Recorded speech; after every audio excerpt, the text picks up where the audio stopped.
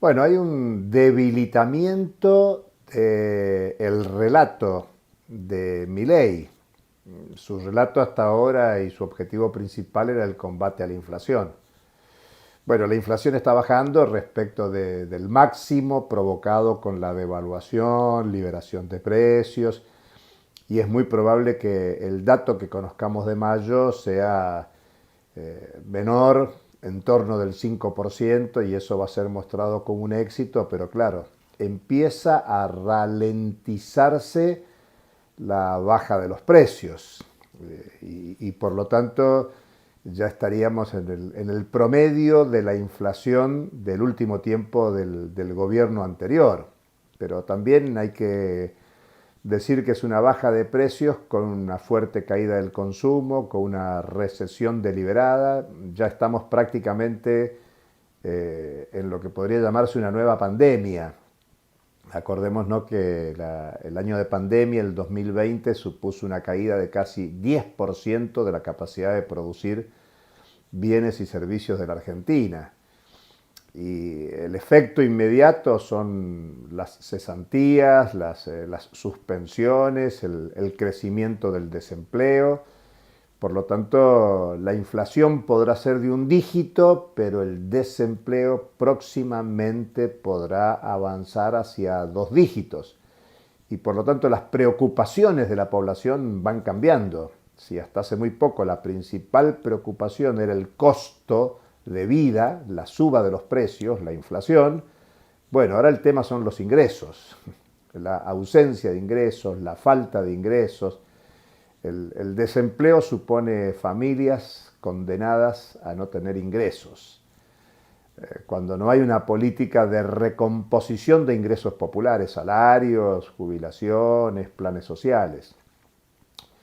Pero también hay un precio en especial que preocupa mucho, que es el tipo de cambio, el precio de las divisas. Bueno, está volviendo a subir el precio del dólar, los dólares paralelos, los financieros, bursátiles, el ilegal, y por lo tanto sube la presión por una nueva devaluación que, claro, el gobierno rechaza que esté en sus planes la devaluación. Pero la realidad es que esto complica las cuentas del Banco Central. El gobierno dice que ha comprado unos 16 mil millones de dólares. Pero claro, todo tiene sentido en tanto y en cuanto no está pagando las importaciones, está prorrogando el pago de las importaciones. Pero al mismo tiempo, con esta presión por la devaluación, los grandes exportadores no liquidan lo que exportan y por lo tanto empieza a haber una tendencia declinante de la acumulación de reservas y caen los vencimientos. Bueno, ahora en junio hay que pagar a China 1.900 millones de dólares y en julio 2.900 millones de dólares.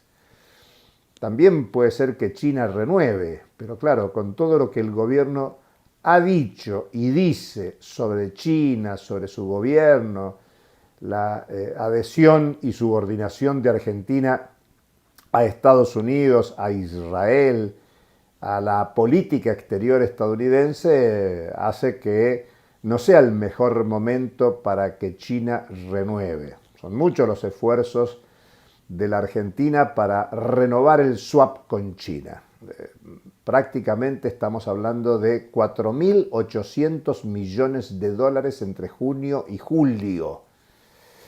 ¿De dónde saldrá ese dinero? Si China no renueva, hay que pagar. Y a eso hay que sumar vencimientos con acreedores externos.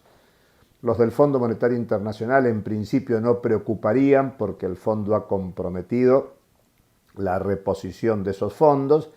Pero entre China y acreedores privados estamos hablando de unos 7.500 millones de dólares que se restarían a esas reservas internacionales acrecentadas, insistamos, porque no se pagan totalmente las importaciones y por lo tanto el gobierno tira la pelota hacia adelante y el saneamiento del Banco Central y la recomposición de reservas internacionales, que es clave en el discurso del gobierno, no cierra tanto. Y al mismo tiempo hay que pensar que el relato no cierra por el lado de la corrupción cero. Bueno, el escándalo en torno del Ministerio de Capital Humano, sobre sueldos, negocios financieros para hacer negocios con recursos públicos, contrataciones de turbias vinculadas al proceso de no distribución de alimentos, pone en la picota las cuentas macroeconómicas y el discurso político del gobierno liberal. En tiempos claves donde están discutiendo que el Senado apruebe la llamada Ley Bases, proyecto de reestructuración regresiva de la economía argentina, y que finalmente diputados lo transformen en ley, en voz del jefe de gobierno, para el próximo mes de julio. Digamos que es un momento donde el relato del gobierno empieza a hacer agua y es muy importante la resistencia y organización social popular crítica para evitar que salga la llamada Ley Bases y se reoriente la política económica en favor de la población. Hasta la próxima.